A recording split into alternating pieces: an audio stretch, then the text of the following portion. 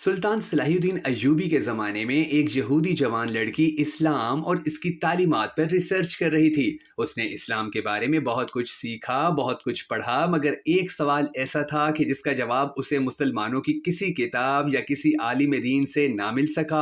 उस यहूदी औरत का वो सवाल ये था कि आखिर खिंजीर के गोश्त में ऐसी क्या बुराई है कि जिसकी वजह से खिंजीर का गोश्त खाना इस्लाम में हराम करार दिया गया है। सिर्फ यही एक बात थी कि जो उसको इस्लाम कबूल करने से रोक रही थी।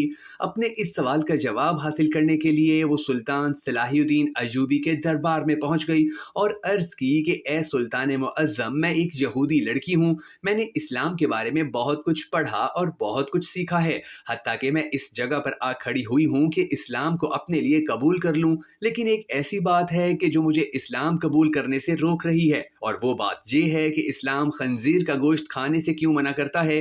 क्योंकि इस्लाम ने अपने मानने वालों को जिस भी चीज़ के बारे में मना किया है तो उस चीज़ के नुकसानात और मुसलमानों को उससे रोकने की दलील भी दी है। लेकिन खंजीर का गोश्त हराम होने की क्या वजह है, इसके बारे में मुझे अभी तक कोई भी मजबूत इस्लामी दलील नहीं मिली।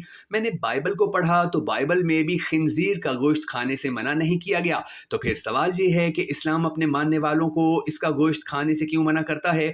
आखिर इस गोश्त में ऐसी क्या खराबी है कि इस्लाम इसको पसंद नहीं करता। सुल्तान सलाहुद्दीन ने उस यहूदी लड़की का ये सवाल सुनकर उसे बैठने का हुक्म दिया और गुलामों को उसे पानी पिलाने की तलकीन की। फिर उसने अपने एक मशीर को हुक्म दिया कि बाइबल की किताब मेरे पास ले आओ, जो वहीं पर अपनी असली हालत में मौजूद थी। जब बाइबल की किताब पेश की गई तो सुल्तान ने वो हवाला तलाश करके उस यहूदी लड़की को दिखाया कि जहां लिखा हुआ था कि खिंजीर का गोश्त खाना मना है। खातून ने हैरान होकर कहा कि ये क्या बात हुई, मेरे पास जो किताब मौजूद है उसमें तो लिखा हुआ है कि खंजीर का गोश्त खाना मना नहीं।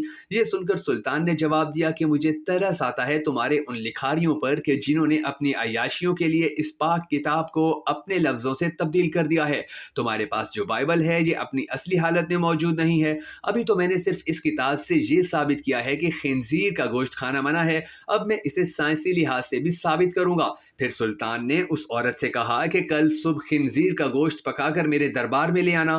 दूसरे दिन उस औरत ने खिंजीर का पका हुआ गोश्त सुल्तान की खिदमत में पेश कर दिया। सुल्तान ने उसको कराहत से देखते हुए कहा कि अब इसकी बोटी के 2 हिस्से करो।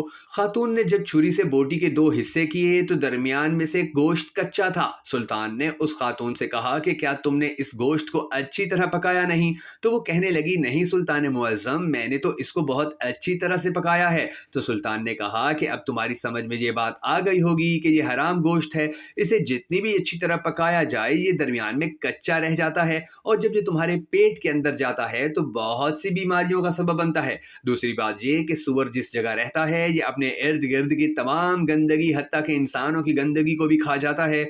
इसकी खुराक बहुत ही गलीज होती है, इस हवाले से वो गलाजत इसके गोश्त में भी शामिल होती है जो बजाते खुद बीमारियों का मंबा है। तीसरी बात ये कि जब सूअर की मादा किसी दूसरे सूअर के साथ जिनसी ताल्लुक कायम करती है तो ये उसे देखकर खुश होता है और फख्र महसूस करता है कि इसकी आंखों के सामने ये सब कुछ हो रहा है, और ये बेगैरती की खसलत इसके गोश्त में भी पाई जाती है। और इसका गोश्त खाने वाला भी इन्हीं सफ़ात का हामिल हो जाता है कि अपनी औरतों को दूसरों के हवाले करके खुश होता है। न सिर्फ ये बल्कि वो ये सब देखकर फख्र भी महसूस करता है। ये वाहिद जानवर है कि जिसमें इतनी गलाजत और बेशर्मी भरी हुई है। जब आप ऐसे जानवर का गोश्त खाएंगे जिसकी बुनियाद गलाजत से भरी हुई है तो वो आपको क्या फायदा देगा। ये बात सुनकर वो लड़की सुल्तान सलाहुद्दीन अय्यूबी के सामने झुक गई और कहा कि सुल्तान मुअज्जम, अब आप ही मुझे कलमा पढ़ाएं। सुल्तान सलाहुद्दीन अय्यूबी ने उस औरत को कलमा पढ़ाया और तमाम दरबार अल्लाह अकबर के नारों से गूंज उठा। दोस्तों, अगर आपको भी इस्लामी तालीमात पर मबनी हमारी ये वीडियो पसंद आई हो तो हमें सपोर्ट करने के लिए इसे लाइक और शेयर जरूर कर दीजिएगा।